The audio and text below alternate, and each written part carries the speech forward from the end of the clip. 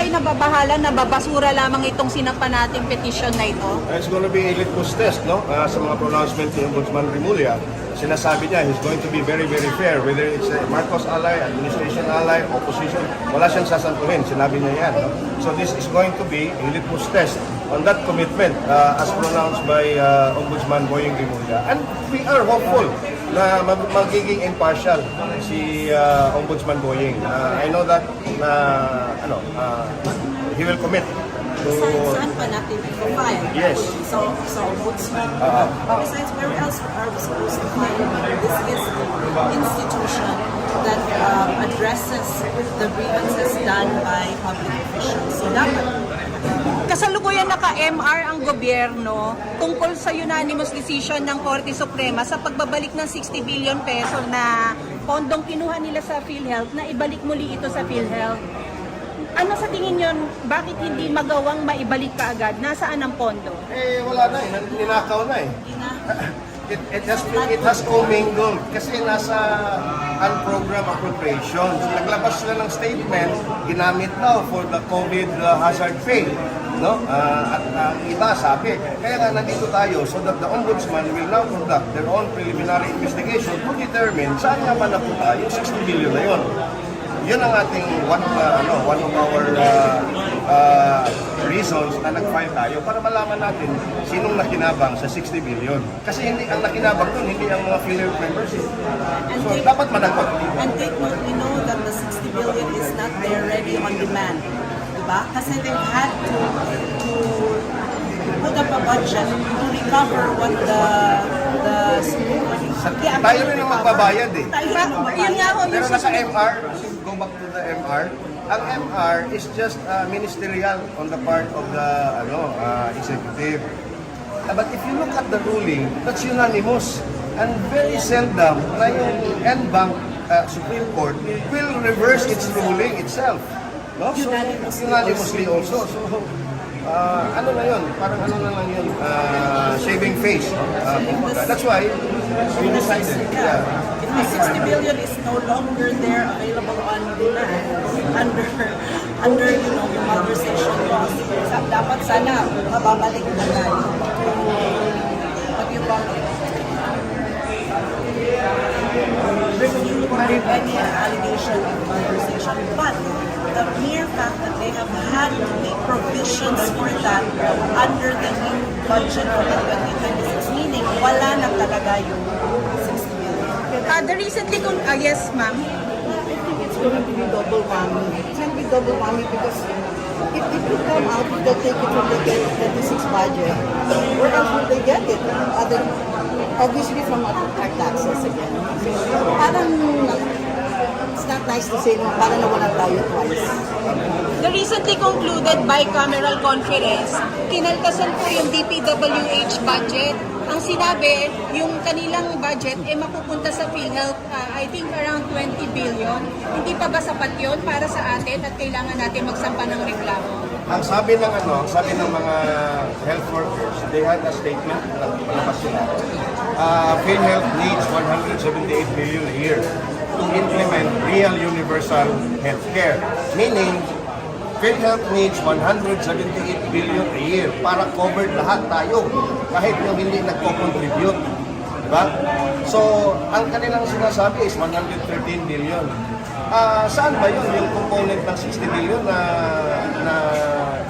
inorderan ng Supreme Court? Doon ba rin kukunin yun? Kasi, kinuha yung 60, dapat ibalik yung 60.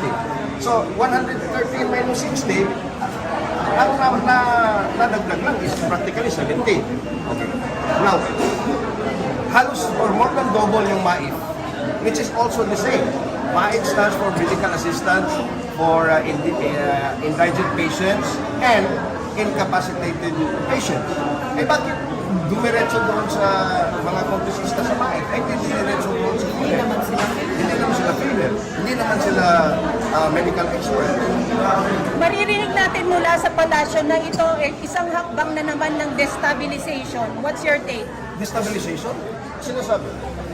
Kung maririnig, since it's been the pattern na kapag ang tao ay lumalaban para sa kanilang karapatan, ang sinasabi ng palasyo, ito ay isang destabilization. What's your take on that? Well, if requiring accountability from interim officials is destabilization, then this is destabilization. But the biggest destabilizer of this government is the government itself. Nag-ruling na nga yung Supreme Court. What could be more destabilizing than the executive department violating the constitutional provisions of so many laws? Tatlo, if I am not mistaken. The Universal Health Law, the PhilHealth Charter, di ba?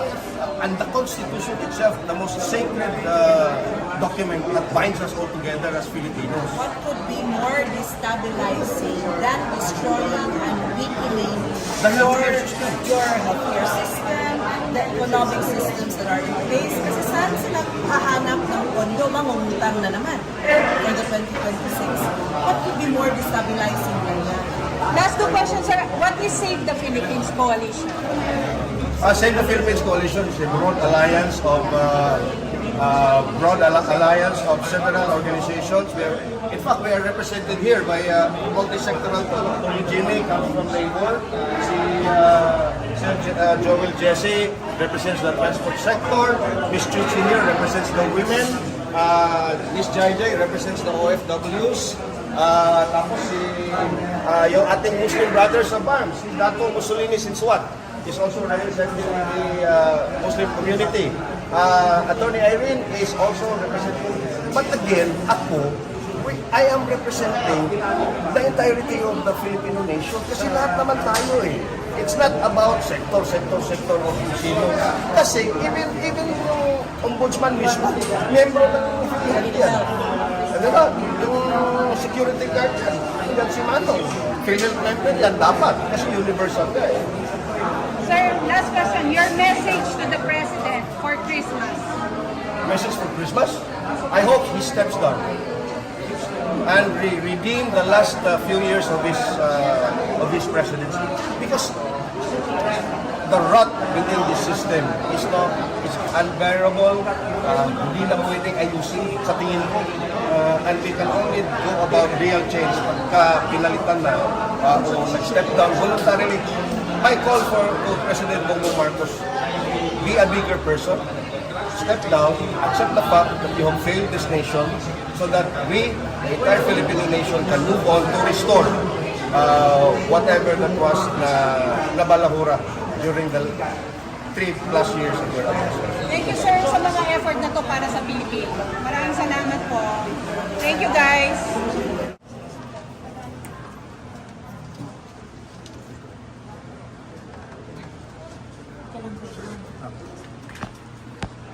Mami, usap natin ang pag-area. Send